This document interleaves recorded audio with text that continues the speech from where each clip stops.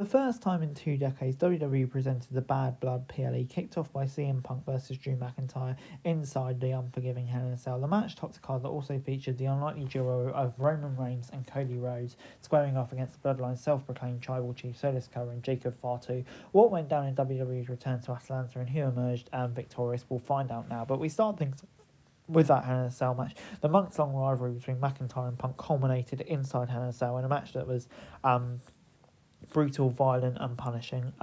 Both men bled and swore and suffered tremendous pain and suffering inside the unforgiving steel confines of WWE's most storied structure. There were near falls of finishes, broken and shattered plunder, callbacks to prior story beats, odes to Bret Hart versus Stone Cold from WrestleMania 13, and an appropriate finish that saw Punk feed McIntyre's friendship bracelet beads before delivering a chain-assisted go-to-sleep for the win. Expectations were high entering this match with the brutality we've seen, and both men delivered. The match was everything it needs to be. It was brimming with appropriate violence that made sense without pushing the boundaries for shock's sake. It felt like a way between these two men of guys who genuinely hated each other. Punk winning was the right call, especially considering it was a feud ender and leaves no window for the program to continue. Both men are clear to move on now. How McIntyre retains his year-long momentum remains to be seen, but Punk almost certainly emerged as a potential challenger for Gunther, with seeds for the feud have already been planted already. So yeah, I thought this was just a brilliant, brutal start to the show, and yeah, gets a 9 out of 10 from me. Nia Jackson took on Bayley for the Women's Championship. The saga of Tiffany Stratton Money in the Bank, whether she intends to cash in, hung over the Women's Championship match between Nia Jackson and Bayley. It also heavily factors into the closing moments of the match itself. Familiar phrase broke out new moves and initiative counters to keep off the other's guard. The irresistible force utilised her strength and size advantage early, but Bayley answered with grit and tenacity that have defined her career. Later in the match, Stratton appeared and capitalised after a ref bump to bash the challenger with her Money in the Bank briefcase. Referee Jessica Carr recovered and grabbed the case, giving the impression that the centre of the universe was going to cash in on the fallen Jacks, earning her a wrap at Queen of the Ring. Bayley nearly scored the win with a roll-up, but one last distraction by Stratton allowed Jax to cut her opponent off, deliver a Samoan drop and secure the win. Bayley and Jax were in the unenviable position of following Hell in a Cell, but they delivered a few spots or anything but clean or petty, but they recovered and told nicely what they wanted to see. The tension between Stratton and Jack remains. Bayley will have a legitimate gripe with Naomi, who's supposed to be her friend, but was busy partying with Cargo and Balor instead, leaving her to go it alone. They should be key story directions coming out of the show. So yeah, I'll give it 6 out of 10. We then got Damian Priest taking on Finn Balor. Credibility is nearly non-existent for the Judgment Day following Priest's victory over Balor. Even during the heat portion of the match, it never really felt like an inaugural Universal Champion ever had a chance to beat Priest. Priest fended off and rolled into Carlito, and Jane McDonough interjected themselves late on. A brief moment of drama saw Balor appeared to have the match won after executing 2 coup de grace in the back of the opponent, only for Priest to shake them off and deliver South of Haven for the win. Armed with that, the Judgment Day look incredibly incompetent. They have a numbers advantage to hobble Priest and still couldn't take advantage. They were dispatched relatively easy in the babyface one. How the group recovers is something that Triple H is going to need to answer.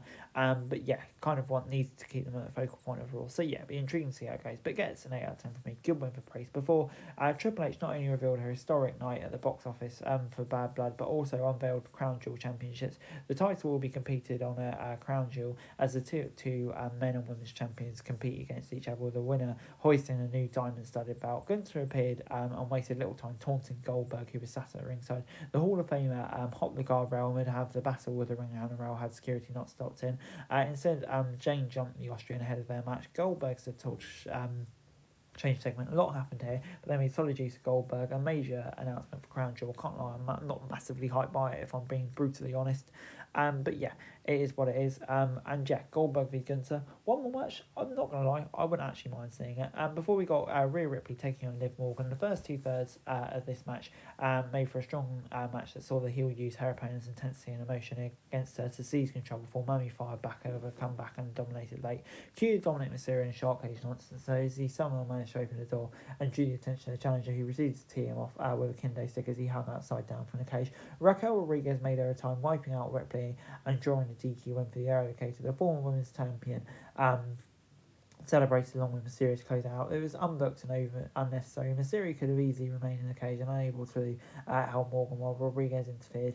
And Ripley moves on to a feud with Rodriguez and Morgan finds a new challenger. Instead, it was a drawn-out finish that fell flat and didn't generate the reaction we'd have hoped for. Ripley versus Rodriguez will be a great feud, and it will kind of add a chapter to the end of the match. But the execution here left a lot to be desired. I think it kind of did seem botched based on reports as well. So yeah, not ideal. 6 out of 10.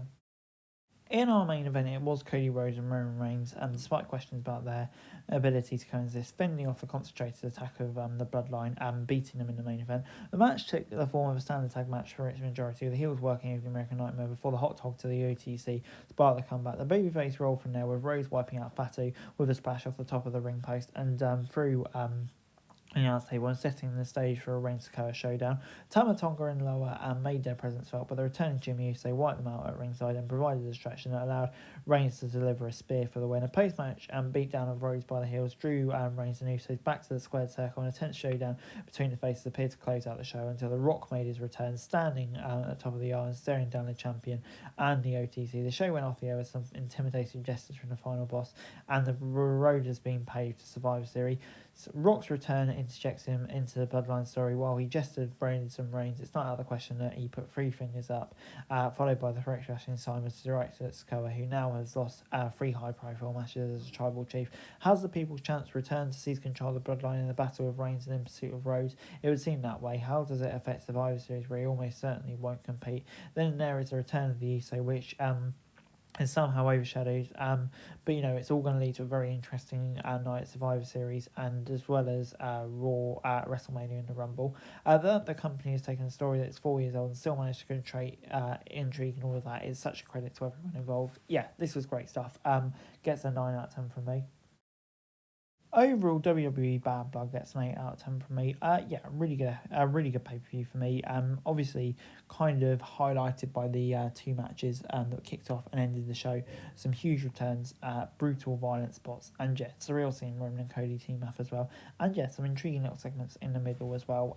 Goldberg. Hey guys, that's it for this video. Thanks very much for watching. Remember to like, share, subscribe, follow us on our socials. Link in the description below for daily wrestling news, meme, and content. Subscribe to our other channels on screen right now, that'd be greatly appreciated. Thanks very much for watching. Peace out.